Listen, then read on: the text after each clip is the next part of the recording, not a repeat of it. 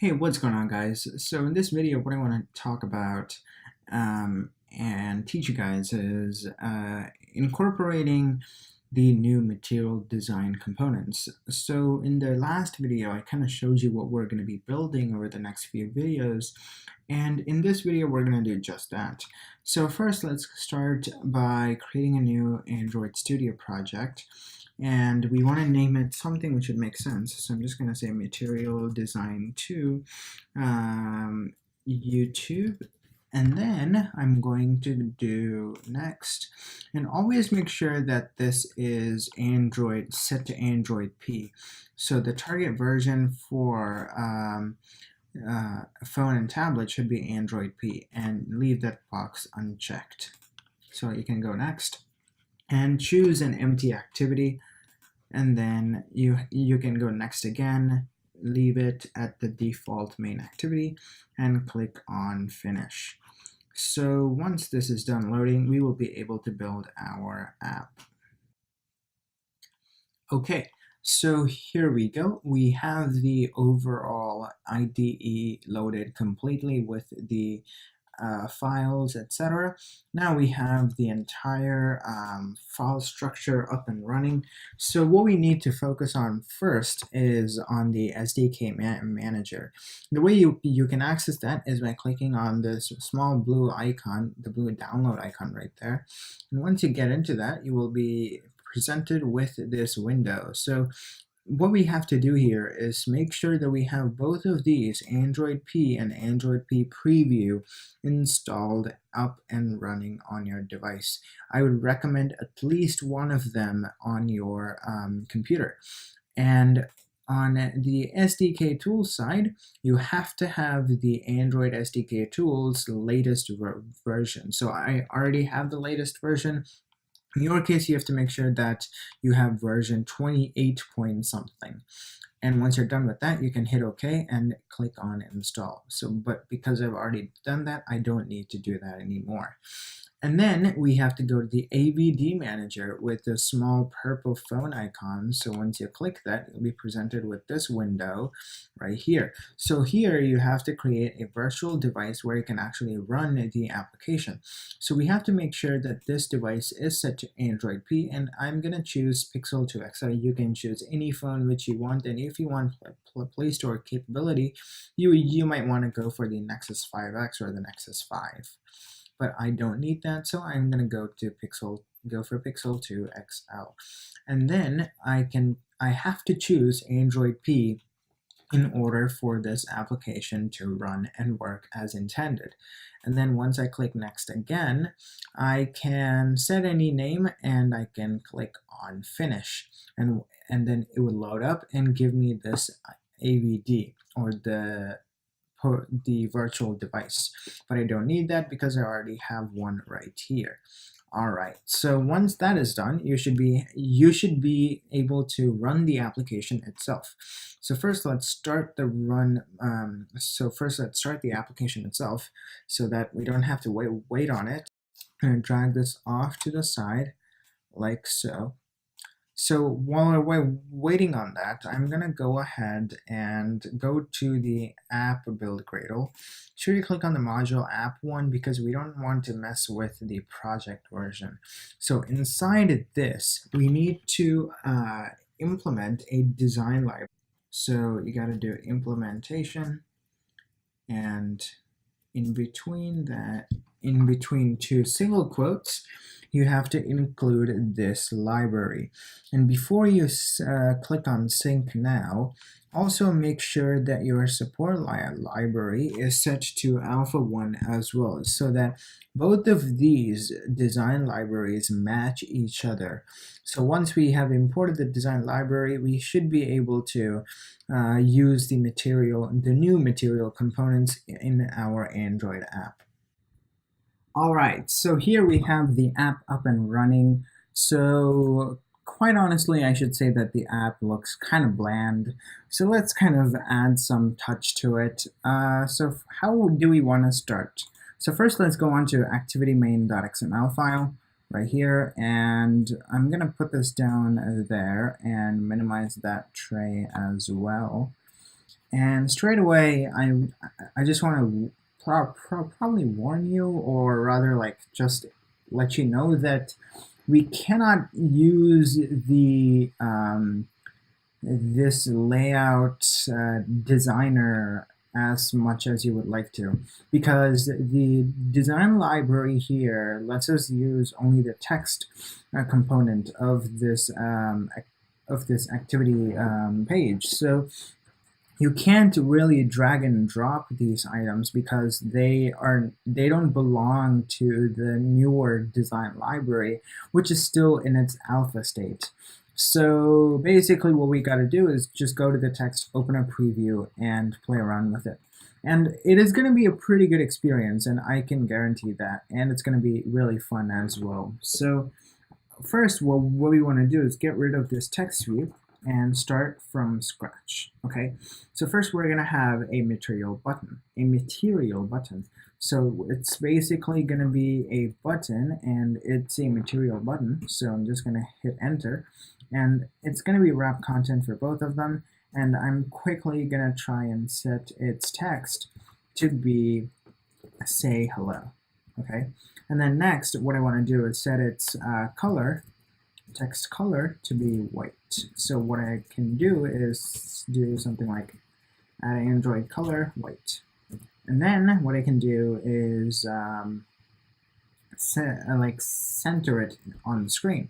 So I can do something like start of to be parent, and then end of to be parent as well, and then top of to be parent, and bottom of to be parent as well. Okay, so now it is right in the middle, in the center, good to go. So basically what this sets is the constraint for the end, the start, the top, and the bottom. Okay, so you can also set the margin if you would like, but I kind of feel that that's enough because it is centered already. And immediately you can notice some stark differences between this button and the older button. And I would say that the newer one looks kind of refined, better, smaller, slicker, rounder, whiter, etc. I mean, it's just much cleaner, I would say, overall. So I'm just going to delete that for now, and I'm going to go back to the text. And now what we can do is first bring in the Product Sans font library. So how do you want to do that? Okay, so basically you can go to your local browser, any kind of browser which you have, and I'm gonna provide this link to you in the description below. But what I can do here is go to this GitHub page where he has the Product Sans font library. So I can download this zip, and it has 4 types: italic, regular, bold, italic, and basic. So I can click on that file, and I can go to Android Studio, click on the project tab, go to my app, right click on app, click on new, and go to Android resource directory. So once I do that, I want to name this as font and set this to be a font resource directory. Hit OK. Go down below, go into resources, and you can see the font resource directory right inside. And then what you can do is go into your Finder or File Explorer if you're on Windows, and drag this in to the font library, the font directory. And if it does not happen, you can reveal it in Finder. You can go click on that inside and drag it in down there directly. So you have that file inside font. So you can see that it's right inside. Okay, so one thing which you gotta make sure is that you have to rename it so that it doesn't have any spaces or any uppercase letters. So you gotta do something like Product Sans Regular and Refractor. refactor is what you should do, because that will kind of change it in a very safe way everywhere. Okay, so once that's done, what you can do is go ahead and right click on it again, control click, right click, whatever, and then create a new font resource file. So this resource file is going to be how we can get hold of that font for our project. So you're just going to call it Product Sans font.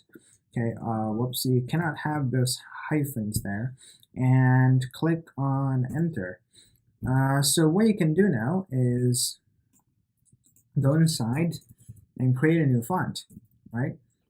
So first you have to set the font style, which is going to be normal, and then you can set the font weight, which is going to be 400 in this case. Do not be appalled by that. That is the right number. And then the font itself, which is going to be in the directory font, just called Product Sans regular. And then you can end the tag like so, and just take it to the next line just for the sake of making it look cleaner. So that's the piece of code right there, which will set the font for you. And then what you can do is use this XML file for setting the font of the button, of the text, and so on. So right here, we have the preview, and it is quite small, so let's enlarge it. And we can go in here and set the font family to be Product Sans regular. And I really can't tell. Actually, it is supposed to be just Product Sans font. There you go. Okay. Yeah, I really can't tell. So what we can do is add in a text view. So let's go ahead and add that out. So there is no like material text view or something, because it's just a piece of text. So I'm just going to set this text to be something like Product Sans, okay?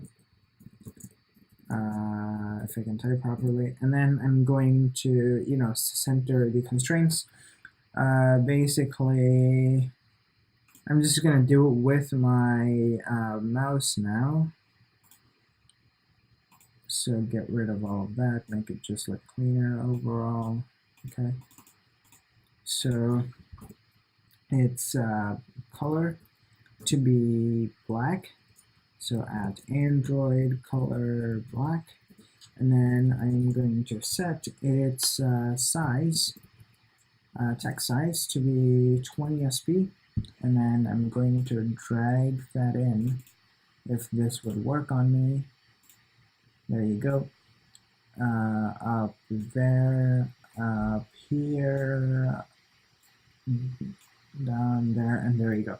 So we have 3 constraints attached to it, and I'm going to go back into text, and we see that right there, all cool. I think it's a little too big, so I'm just going to set it to 18. That seems fine, and it is indeed product. Well, we got to change its font first. So font family, Product Sans font. It is indeed Product Sans, as you saw that it changed right there. So obviously this should be Product Sans as well. Okay, so now let's run the app and see how it looks like, and make sure that the app does not have any bugs. And we can also see a very cool effect from the new material button on here. So let's take a look at that. Okay, so here we are, and we see the button here. So there isn't any click functionality on the button.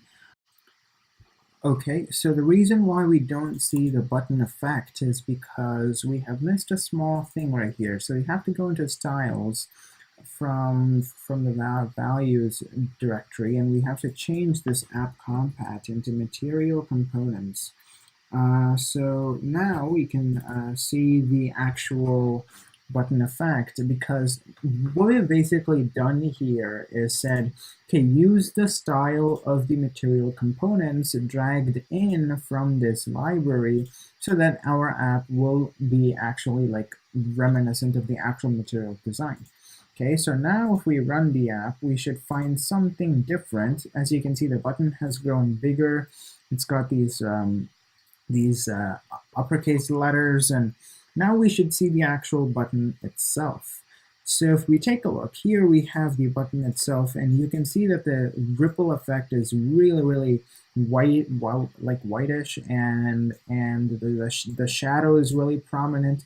Overall, I really like the button style as it is, and what we have to do next is actually provide the toast functionality. And let's go ahead and do that in our main activity, on the main activity. So let's go ahead and start that out.